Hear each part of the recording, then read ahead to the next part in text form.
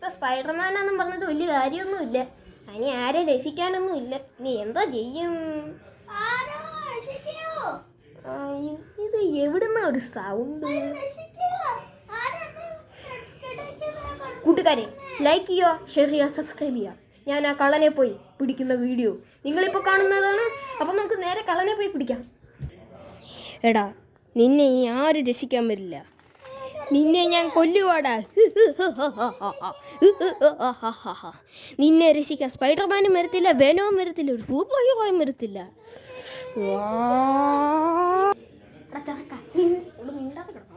നിന്നെ ഞാൻ രക്ഷിക്കാൻ പോകുന്നില്ലെന്ന് പറഞ്ഞാൽ രക്ഷിക്കാൻ പോകുന്നില്ല.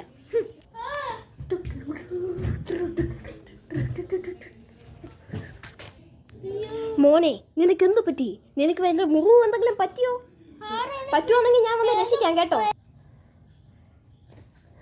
നിനക്ക് എന്താണ് മോനെ പറ്റിയത്?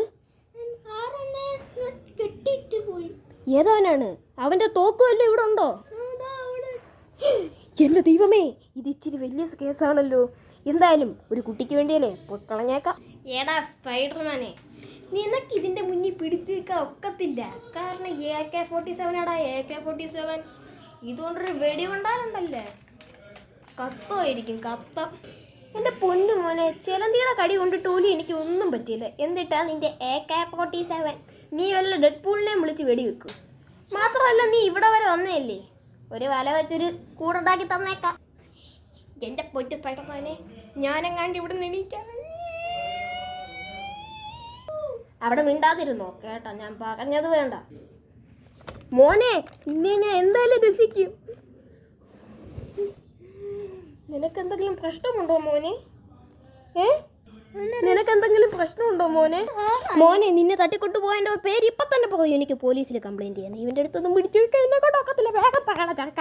എനിക്ക് അത് മറ്റേ അവനെ എന്നെ തോക്കിച്ച് എന്നെ പേടിച്ചിപ്പിച്ച് അവൻ്റെ ഈ ചക്കനോട് പറഞ്ഞിട്ട് ഒരു കാര്യമില്ല. വായിൽ നിന്ന് മലയാളം പോലും നേരെ തെളിയുന്നില്ല. എന്തായാലും കൊച്ചു ചെറുക്കനല്ലേ, രക്ഷിച്ചുകൊണ്ട് പോയേക്കാം. മോനെ, മോൻ്റെ അമ്മയുടെ അച്ഛൻ്റെ പേരെന്തുവാടാ വാവേ? നിന്റെ അമ്മയുടെ അച്ഛൻ്റെ പേരെന്തുവാ? രാജു ബിജു.